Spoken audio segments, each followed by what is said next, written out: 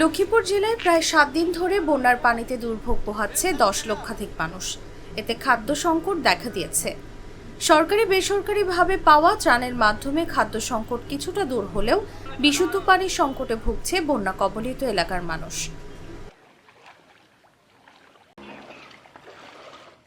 বৃহস্পতিবার সকালে বন্যা কবলিত সদর উপজেলার দিঘলি মান্দারি এলাকা ঘুরে এসব তথ্য জানা গেছে। তবে জেলা প্রশাসন সূত্র জানিয়েছে, লক্ষ্মীপুরে প্রায় 7.5 লাখ মানুষ পানিবন্দী হয়ে আছে। এছাড়া প্রায় 30,000 মানুষ আশ্রয় কেন্দ্রে আশ্রয় নিয়েছে।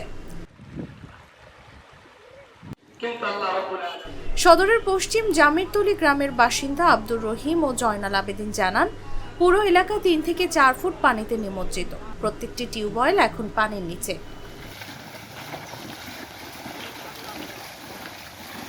টিউবওয়েল চাপ দিলেই ময়লা পানি উঠে আসে। বিশুদ্ধ পানির সংকট দেখা দিয়েছে। অনেকেই বাজার থেকে পানি কিনে খাচ্ছেন। আবার ত্রাণের সঙ্গে দেওয়া পানিও অপ্রতুল। বিশুদ্ধকরণ ট্যাবলেট দিয়েও আশপাশের টিউবওয়েলের পানি পানে ইচ্ছা করছে না।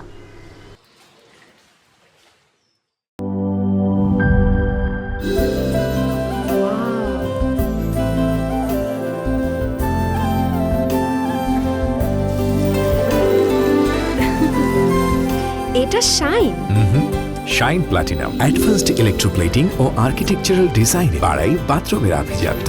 শাইন প্লাটিনাম, রুচির প্রশ্নে আপোষহীন।